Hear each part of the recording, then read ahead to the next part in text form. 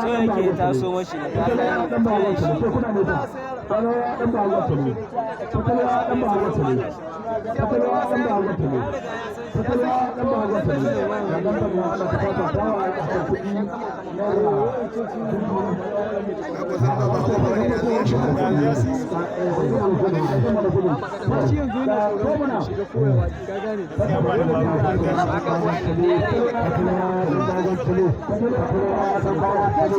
kamata ya wani